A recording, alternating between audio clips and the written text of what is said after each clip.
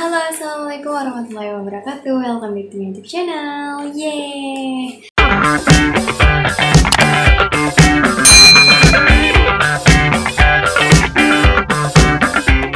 Nah, di video kali ini aku mau sharing ke kalian. Kalian udah tahu belum sih kalau 2021 itu kita bakal ngadain kuliah daring? Nah, aku yakin kalian pasti udah tahu dong terkait info bahwasanya kita akan kuliah daring. Nah, di sini itu sebenarnya kuliah daring kita tuh sebenarnya sudah direncanakan berdasarkan keputusan bersama dan akan diputuskan bahwasanya kuliah kita tuh akan dimulai pada tahun 2021. Nah, terkait itu ternyata tuh ada banyak aturan yang mesti kita patuhi terkait untuk bisa berkuliah di tahun 2021. Nah, apa aja nih aturan-aturan yang harus kita patuhi untuk bisa berkuliah di tahun 2021? Ini dia aku bakal ngasih informasinya ke kalian. Untuk aturan yang pertama itu kita harus dalam keadaan sehat ya guys. Jadi buat kalian yang pengen kuliah offline di 2021 itu kita harus dalam keadaan sehat walafiat, baik itu secara fisik, mental dan segala macamnya itu kita harus sehat kayak gitu. Jangan sampai ada yang sakit, jangan sampai kita ingusan atau jangan sampai kita bersin batuk dan pilek pada saat itu karena nanti kita bisa disangka COVID guys ya. Jadi pastiin tubuh kita tuh dalam keadaan sehat, dalam keadaan fit untuk bisa ikut kuliah daring di tahun 2021. Nah, terus yang kedua katanya tuh kita harus bisa mengelola dan mengontrol bagi yang punya penyakit penyerta. Nah, ini mungkin kalian bertanya nih, penyakit penyerta maksudnya apa? Maksudnya itu adalah kalau misalkan nih, sekarang tuh kan orang masih parno gitu ya. Jadi kalau misalnya kita punya penyakit penyerta, contoh kayak asma kayak gitu kan, nah itu kita harus bisa mengelolanya atau bisa ngatur lah kayak gitu. Takutnya kenapa? Takutnya orang-orang tuh mikirnya nanti malah kalau pas kamu bengek gitu kan malah nanti dikiranya COVID gitu kan. Kan itu ada ya kejadian di Cina gitu kan, lagi jalan terus tiba-tiba jatuh pingsan dan itu diklaim bahwasanya dia COVID. Nah, untuk mengatasi ini aku juga saranin ke kalian untuk kasih tahu ke teman terdekat kalian bahwasanya kalian itu punya penyakit bawaan seperti asma dan sejenisnya. Supaya apa? Supaya nanti kalau misalkan tiba-tiba itu kambuh nih penyakitnya, jadi orang tuh nggak takut atau nggak yang kayak ngejauhin kamu gitu loh gitu. Jadi ada nanti yang bisa nolongin kamu secara cepat tanggap dan sejenisnya kayak gitu. Jadi jangan sampai kamu punya penyakit bawaan tapi nggak ngasih tahu ke teman kamu bahwasanya kamu punya penyakit kayak gitu. Ntar takutnya pas kamu asma malah disangka corona kayak gitu. Ya kan, soalnya sekarang kita batuk dikit aja disangka corona, bersin dikit aja disangka corona gitu kan. Jadi kita harus konfirmasi ke orang terdekat terkait penyakit bawaan yang kita derita.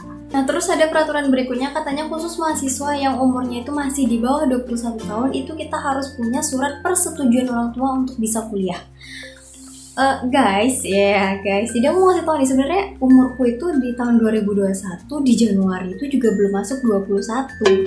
Jadi aku masuk 21 itu di Februari kayak gitu. Berarti aku juga harus minta surat persetujuan orang tua. Ya, berarti harus minta surat persetujuan orang tua. Tapi aku tuh udah semester akhir guys, bukan maba kayak gitu. Udah semester tua, udah harus semester yang nyusun segala macem kayak gitu. Apa perlu ya kayak gitu? Tapi kalau emang aturannya kayak gitu ya udah nanti minta surat persetujuan orang tua terkait untuk kuliah tatap muka di 2021. Tapi aku udah nggak ada lagi loh mata kuliah, jadi nggak perlu ya kayaknya. Jadi ini buat yang berlaku sih mungkin buat kalian yang emang bener-bener ada kuliah kayak gitu kan, masih ada mata kuliahnya dan kalian harus minta surat persetujuan orang tua. Nah, terus selanjutnya untuk mahasiswa yang berasal dari luar daerah itu kita mesti karantina. Jadi kalau misalkan kita nih kuliahnya contoh kayak aku gitu kan, aku kan kuliahnya di Padang nih, aslinya kan orang Jambi, berarti 2 minggu sebelum masuk kuliah itu aku udah harus stay di Padang kayak gitu. Jadi mengkarantinanya tuh di kos kayak gitu. Sebenarnya aku udah di Padang sih kayak gitu, jadi udah lama gitu di Padang melakukan aktivitas mahasiswa akhir lah kayak gitu. Jadi buat kalian nih untuk yang adik-adik mungkin ya, kalau misalkan sama posisinya kayak aku, jadi datangnya itu sekira-kiranya 2 minggu atau 3 minggu atau berapa hari lah, pokoknya 14 hari sebelum kuliah itu kita udah stay di Padang. Kita karantina diri sendiri, karantina mandiri di kos-kosan kita. Nah, selanjutnya guys, terkait persiapan kuliah tatap muka, di sini aku dapat beberapa info bahwasanya perguruan tinggi itu harus mendapatkan rekomendasi atau koordinasi dengan pemerintah kabupaten atau kota setempat melalui Satuan Tugas Penanganan COVID. Jadi pastiin kampus kita itu sudah mendapatkan rekomendasi atau sudah berkoordinasi nih sama Satgas Covid supaya apa? Ya supaya bisa mensterilkan lah, supaya Covidnya itu nggak membludak nanti kalau misalkan kita udah masuk kuliah. Nah, selanjutnya, perguruan tinggi itu hanya boleh melaksanakan kegiatan kurikuler melalui pembelajaran, penelitian, dan pengabdian masyarakat. Jadi kalau ekstrakurikuler nggak boleh ya, mungkin kayak UKM kayak gitu tuh, mungkin yang nggak diperbolehin. Kenapa? Karena kalau emang setahu aku ya, UKM itu kita kayak sering ngumpul gitu loh, apalagi kalau misalnya ada rapat, ada ini, ada itu segala macam. Nah, mungkin itu yang nggak diperbolehin. Tapi kalau misalkan itu di sini katanya cuma boleh melaksanakan kegiatan kurikuler. Selanjutnya, perguruan tinggi itu menyediakan sarana dan sarana pembelajaran campuran. Nah, ini buat teman-teman tahu ya, bahwasanya di kuliah 2021 itu kita nanti pakai sistem hybrid gitu. Jadi sistemnya itu campuran. Ada yang online, ada yang offline gitu. Mungkin diseling-selingin gitu sih, nggak selalu offline, dan kadang-kadang tuh mungkin bisa online, mungkin 2 hari sekali online, terus nanti offline, mungkin bisa jadi kayak gitu.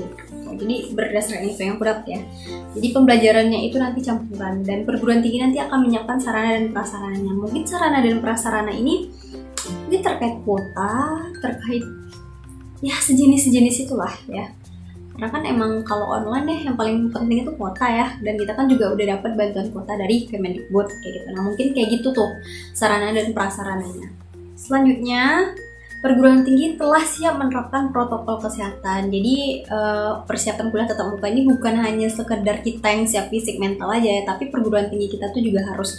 Nah, di sini katanya kita harus perguruan tingginya harus menerapkan protokol kesehatan. Contoh, misalkan tuh udah disediain tempat kita mencuci tangan kayak gitu, ada tempat pengeringnya, terus cuci tangan itu diinjak segala macam, ada sabun, ada air, dan sejenisnya gitu. Jadi perguruan tinggi itu harus siap dengan yang seperti itu. Selanjutnya di sini juga dikatakan bahwasanya pemimpin perguruan tinggi menerbitkan pedoman pembelajaran wisuda maupun kegiatan lain kayak gitu. Jadi ya karena Covid sih, jadi udah ada pedoman pembelajarannya, mungkin dibagi 2 sisi gitu mungkin ya, bisa jadi ada yang masuknya jam segini, terus nanti ganti lagi, terus duduknya itu jarak-jarak kita jauh-jauh, terus kelas tuh kita udah nggak boleh rame-rame, terus di MKU mungkin isinya sekarang cuma 25, yang dulu 50, sekarang jadi 25, bisa jadi kayak gitu ya.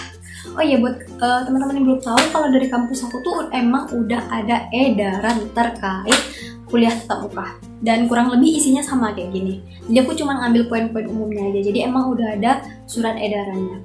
Kemarin aku sempat denger sih katanya yang bisa kuliah offline tuh cuma maba kayak gitu, cuman aku nggak tahu apakah info ini valid atau enggak. Jadi belum aku cari tahu lebih lanjut apakah cuma maba aja yang dibolehin kayak gitu. Terkait sistem-sistemnya gimana aku juga belum baca sampai habis gitu. Jadi aku cuma sharing yang secara umum aja, yang emang kita harus tahu aja sih kayak gitu.